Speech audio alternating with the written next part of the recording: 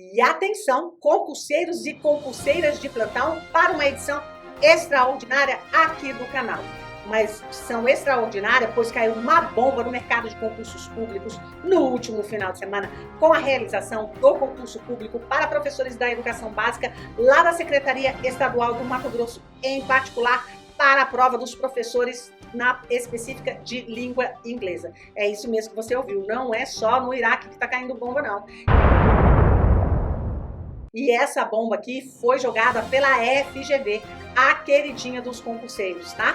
Que neste certame trouxe uma proposta totalmente diferente do que ela costuma fazer em suas provas, chegando mesmo, a partir da minha opinião, a ser considerado questões que poderiam muito bem ser questões da Prova Nacional Docente. Portanto, hoje de manhã cedo, quando recebi uma mensagem me pedindo para observar se caberia algum recurso em uma determinada questão, eu achei melhor trazer aqui e tornar público não somente essa questão, mas principalmente trazer aqui um comentário dessa prova de modo geral para preparar você, concurseiro, concurseira, que vai fazer algum outro concurso sob a responsabilidade da FGV nos próximos meses, tá?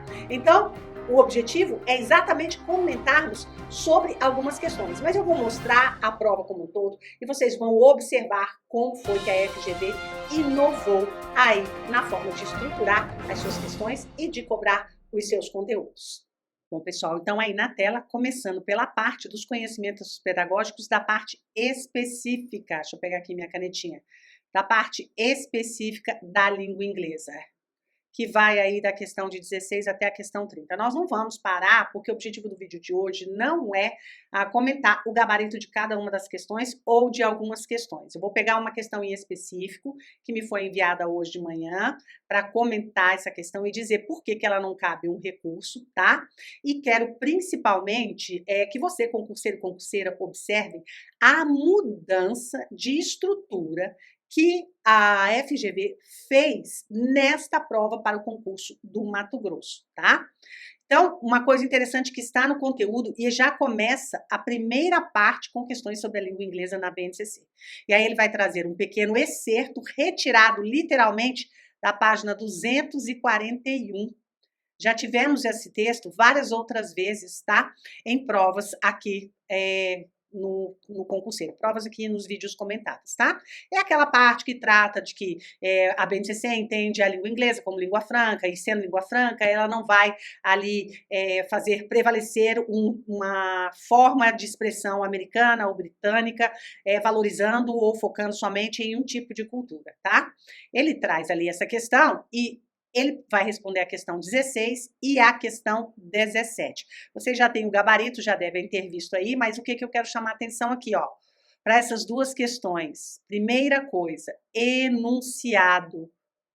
Olha o enunciado. Se vocês pegarem provas anteriores, até um pouco mais recentes, vocês podem observar que os enunciados eram bem mais objetivos e as alternativas também muito curtas, muito claras e muito curtas. Aqui não, continua com 5 alternativas, mas cada alternativa você tem que ler do início ao final para identificar se não há alguma pegadinha. Isso fez com que concurseiros e concurseiras de plantão tomassem mais tempo para responder determinadas questões, tá? Então, já começou com a língua inglesa na BNCC.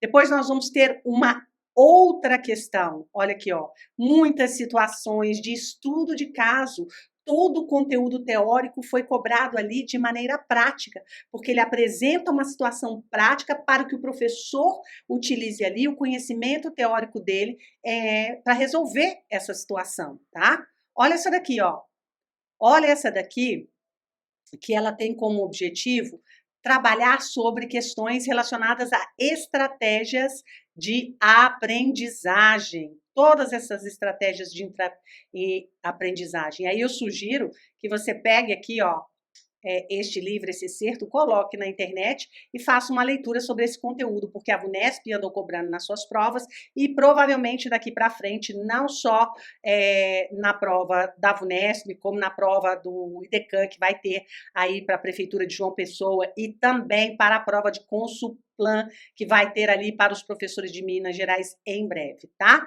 Dei uma para vocês darem uma atualizada. Aqui nós temos novamente, ó, olha o tamanho. Gente, isso aqui está parecendo questão de concurso público federal. Karine, uma questão como essa pode cair numa prova nacional docente? Perfeitamente. Uma questão como essa aqui, ó, pode perfeitamente ser uma questão de prova nacional docente, tá? Então, você que vai fazer a prova nacional docente, se prepare. Pode até baixar essa prova, tentar resolver, que aí é um bom começo para os seus estudos, tá? Mas qual é a questão que chegou hoje para mim? E é uma questão que o concurseiro estava questionando que caberia recurso. Gente, então vamos lá dar uma olhadinha. É a questão de número 23. A questão diz o seguinte, ele usa na prova inteira como estudos de caso o nome da professora Júlia, né? Um nome fictício. E diz assim, Júlia sente-se satisfeita porque cada vez mais compreende quais propostas realizar para que seus estudantes consigam se comunicar em inglês na sala de aula e mesmo fora dela. Alcança alguns sucessos, enfrenta algumas dificuldades. Sua preocupação agora recai sobre questões de avaliação. Como enfrentar o erro? O erro. Que erro é esse daqui ao qual ele está se referindo? É o erro de escrita ou é o erro da oralidade? Vamos descobrir isso aqui agora. Calma aí que ainda não acabou. Dentro dessa nova concepção sobre o ensino de línguas em que está se adentrando, ou seja, era uma pergunta, como enfrentar o erro dentro dessa nova concepção do ensino de línguas em que está se adentrando?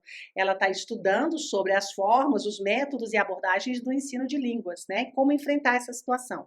Novamente, busca textos e referências a respeito. Suas leituras levam-na a compreender que ou seja, com base na perspectiva do ensino comunicativo. Aqui está a pista principal para responder corretamente essa questão. Quais são os princípios do ensino comunicativo de línguas, tá? O que é que se entende por competência comunicativa?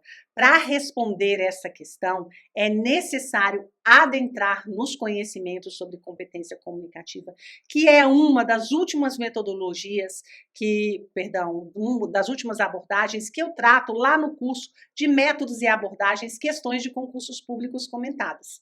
Tá? De forma bem resumida, a abordagem comunicativa é aquela que vai promover, né, que vai ter como princípio promover o emprego da língua-alvo em situações práticas de uso, em situações práticas da sua vida social. Eu vou trabalhar ali as 4 habilidades de comunicação, tá certo? Esse é o princípio básico.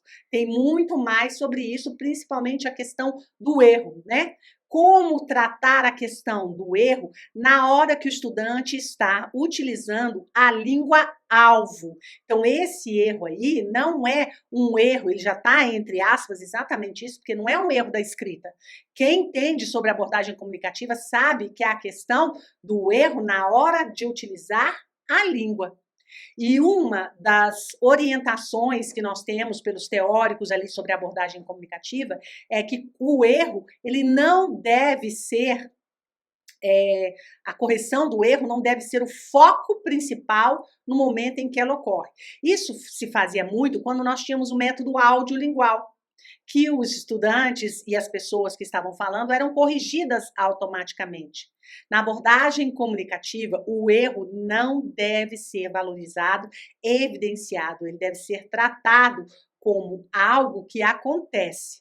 E aí sim, ao longo do desenvolvimento e do crescimento do estudante no contato com a língua, esse erro vai sumindo, vai desaparecendo, ele vai fluindo na sua prática social, tá certo?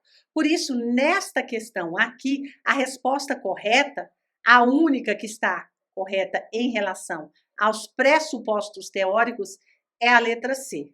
tá? Aceitar o fato de que erros fazem parte do processo de aprendizagem da língua estrangeira e de que sua possível ocorrência não pode ser controlada. Tá? Ou seja, eu não posso chegar lá e parar minha aula para ficar corrigindo erro por erro de cada um dos estudantes. Eu vou fazer com que esses erros se diluam à medida que o aprendizado vai progredindo. Então, essa questão, ela não cabe recurso. Ela está absolutamente correta. Aliás, não só essa questão, como todas as outras questões desta prova, tá? O que cabe sim é você acessar aqui o link na descrição do vídeo, aonde eu deixei ali um artigo científico que fala sobre a questão do erro em sala de aula de língua inglesa. Aí sim, vale muito a pena você fazer a leitura para quem sabe no seu próximo concurso, se esse tipo de questão aparecer, você não vai ter nenhum problema, não vai errar, tá certo? Queria chamar a atenção para duas outras questões aqui. Para a questão 35, cadê a questão 35? 34, 35. Também não vou passar gabarito. É para 35, que é uma questão que vai tratar da pronúncia do ED. E da questão 37, que vai novamente tratar da pronúncia do ED. Não vou passar gabarito aqui, não.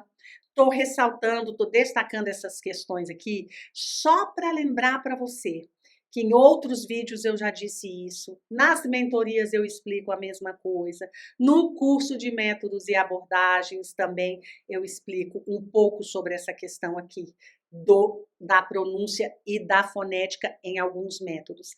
Não vá para a sua prova sem saber, no mínimo, as questões relacionadas às diferentes pronúncias do ED, nos verbos regulares conjugados no passado e no particípio. E mais uma vez, está aí a FGV me provando que realmente esse é um dos temas, né, de fonética preferido pelas bancas de concursos públicos, tá bom? Vou continuar aqui na minha análise, essa parte agora que é mais de conhecimentos linguísticos, porque a sensação que eu tive aqui nessa prova é que o examinador que trabalhou ou trabalha na banca da VUNESP parece que foi pego emprestado, ou então arrumou uma vaga para trabalhar também na FGV. Porque, olha só, essa questão aqui, do uso do yet, já caiu em duas provas da VUNESP, tá? E tá aqui de novo nesta prova da FGV.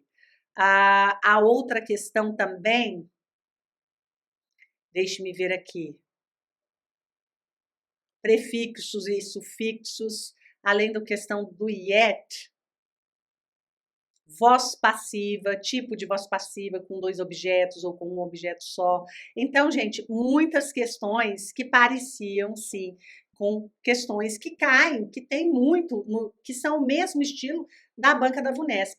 Ele trouxe somente um último texto multimodal.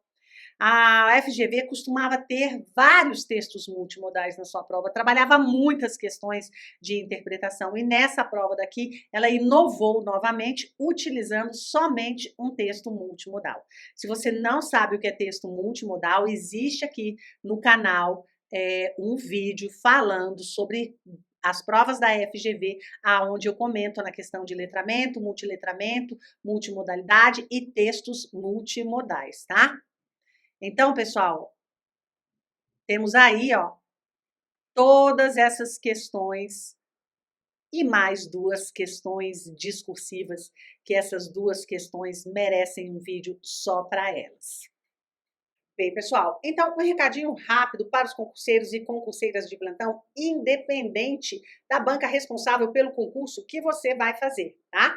Observamos aí uma mudança significativa na maneira de cobrar os conteúdos e organizar as suas questões por parte da FGV. E como eu disse lá no início do vídeo, poderia sim ser uma questão de prova nacional docente. Foi uma prova que os professores tinham 5 horas para responder ali todas as questões objetivas e mais 2 questões discursivas. Eu dei uma analisada nas questões discursivas, mas num próximo momento, em particular, eu vou fazer um vídeo só sobre mesmo questões discursivas. O que eu não queria é deixar passar esse momento onde houve essa mudança, está sendo publicada as informações, para que vocês tivessem acesso, possam baixar essa prova, tentar responder, analisar e observar principalmente como há uma forte tendência na mudança das bancas em organizar as suas provas. A FGV inovou com as questões, mas esse tipo de questão cobrado pela FGV, ele já é um tipo de questão que tem essa estrutura nas provas da Verbena, nas provas principalmente da VUNESP, tá? Que outra banca que eu posso? A OCP também tem questões assim, enunciados longos e questões longas, tá? Ou seja, o que a FGV trouxe aqui é nada mais, nada menos do que acompanhar a tendência de algumas bancas de concurso público. Aqui na descrição do vídeo tem ali o link para você acessar essa prova. Tem o link também com um artigo científico falando sobre Communicative Language Teaching, tá? Que é uma das abordagens mais recorrentes nas provas de concursos públicos, por ser uma das mais recentes, atuais, para serem empregadas ali de acordo com os documentos que regem o ensino da língua inglesa na educação básica brasileira. Então, esses documentos que eu vou deixar aqui é para ajudar vocês nos seus estudos. Essa prova não vou comentar, como disse para vocês, porque se uma prova da VUNESP, que nós temos 30 questões, aqui no horário de mentoria a gente leva 2 horas para comentar, esse tipo de prova aqui, com certeza nós precisaríamos, no mínimo, de uma manhã inteira para tratar com cuidado todas as questões que foram colocadas, tá bom? Então, aproveitem ao máximo o que eu deixei aqui para vocês. E se tiver qualquer dúvida, olha, eu vou deixar meu WhatsApp aqui, basta me mandar um WhatsApp, se for a dúvida foi FGV ou qualquer outra banca de concurso que esteja para acontecer. Espero vocês, então, no próximo vídeo. Tchau, tchau!